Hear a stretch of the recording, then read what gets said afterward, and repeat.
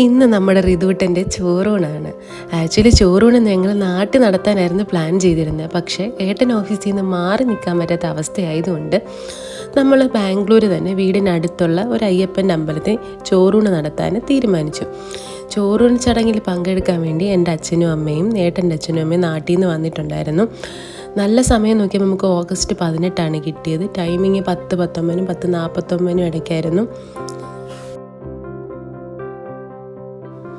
ആചാരപ്രകാരം നമ്മൾ ചോറൂണ ചടങ്ങ് നടത്തുന്നേ ഉള്ളൂ. എന്തായാലും സോളിഡ്സൊക്കെ 6 മാസം കഴിഞ്ഞ് ഞങ്ങൾ സ്റ്റാർട്ട് ചെയ്യത്തുള്ളൂ.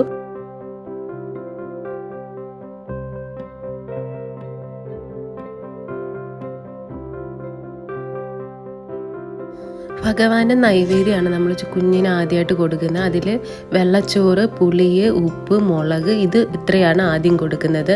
അതിനുശേഷം പായസം, നെയ്യ്, പിന്നെ തേന്, ഇത് 3 വട്ടമായിട്ട് കൊടുക്കും. ആദ്യം ഏട്ടൻ കൊടുത്ത സമയത്ത് ഇവന് ഇത് ആദ്യമായിട്ടൊരു ടേസ്റ്റ് അറിയില്ല. അതിൻ്റെ ഒരു ഭാവം മുഖത്തുണ്ടായിരുന്നു.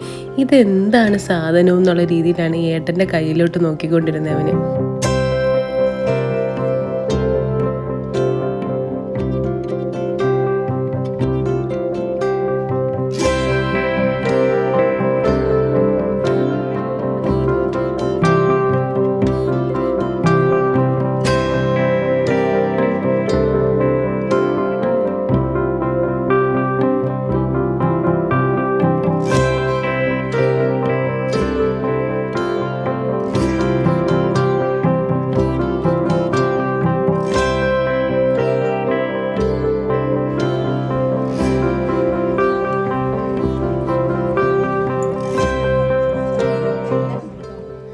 അങ്ങനെ ഞങ്ങൾ ഓരോരുത്തരും മാറി മാറി അവന് തൊട്ട് കൊടുത്തതിന് ശേഷം ലാസ്റ്റ് കൊടുക്കുന്ന ആൾ വേണം മുഖമൊക്കെ കഴുകി കൊടുക്കാൻ.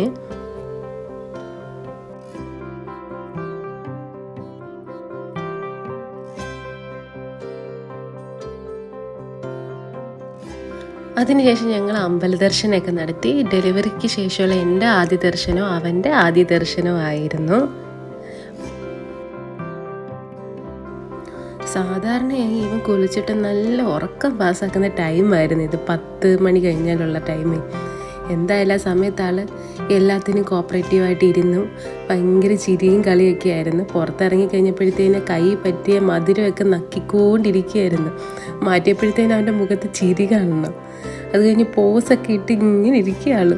കുറേ ഫോട്ടോസൊക്കെ എടുത്ത് അതിനെല്ലാം ഭയങ്കര പോസിങ്ങൊക്കെ ആയിരുന്നു.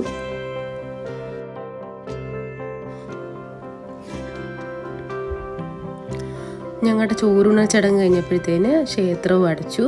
അതിനുശേഷം ക്ഷേത്രത്തിൻ്റെ വാതിൽ നിന്ന് ഞങ്ങൾ കുറച്ച് ഫോട്ടോസൊക്കെ എടുത്തിട്ട് നേരെ വീട്ടിൽ പോയി. വലിയ സദ്യ കാര്യമായിട്ട് അങ്ങനത്തെ പരിപാടികളൊന്നും ഇല്ലായിരുന്നു. മിനിമലായിട്ടുള്ളൊരു ചോറൂണ ചടങ്ങായിരുന്നു.